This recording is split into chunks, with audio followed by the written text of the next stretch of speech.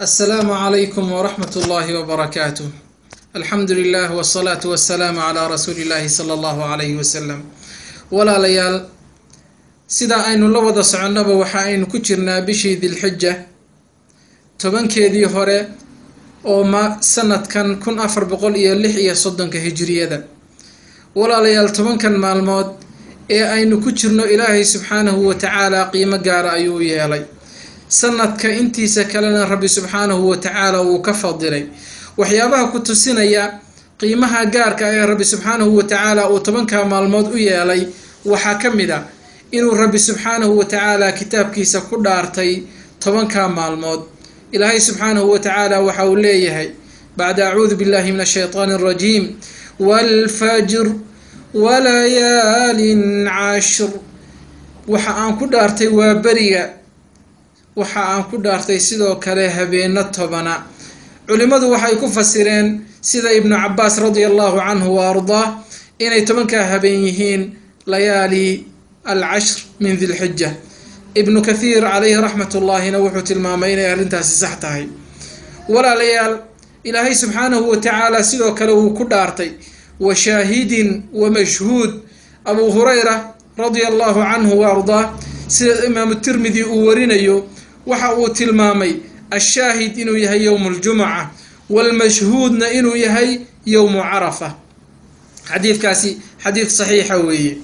ولا لي الفضائشة طبعا كان وحا تلماميا وحا كتشر مال إلهي سبحانه وتعالى قيمة قاروية لي ويوم عرفة ومال حجاج بيت الله الحرام أي تاغيهن على صعيد عرفات ومال إلهي سبحانه وتعالى hortiisa la taagan yahay oo dadku ay banaanka isugu imanayaan malaayiinta iyaga oo rabbi subhanahu wa ta'ala labbayk allahumma labbayk labbayk la sharika lak labbayk innal hamda wan ni'mata lak wal mulk la sharika lak wa maalin dadka xasuusinaysa ilaahi subhanahu wa ta'ala maalinta la hor istaagi doono ee qiyaamaha saciidka iyo banaanka iyo cadceeda la taagan yahay waxay qofka xasuusinaysaa ilaahi subhanahu wa ta'ala maalinta loo istaagi doono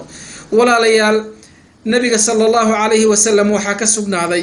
sida imam qatada radiyallahu anhu wa ardaahu warinayo xadiidka imam muslim uu soo saaray in uu yiri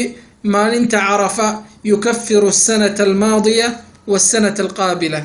waxa ilaahay uu ku dhaafaa sanadii tagtay iyo sanada soo socota ayuu ilaahay subhanahu wa ta'ala ku dhaafaa ولا لي الفضائشة ما انت عرفه وحاكمدا إنه النبي صلى الله عليه وسلم تلمامي إنه يري ما من يوم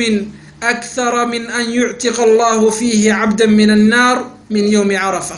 ما جرتو مالين إلهي سبحانه وتعالى وكحرين بدن يهي أضومها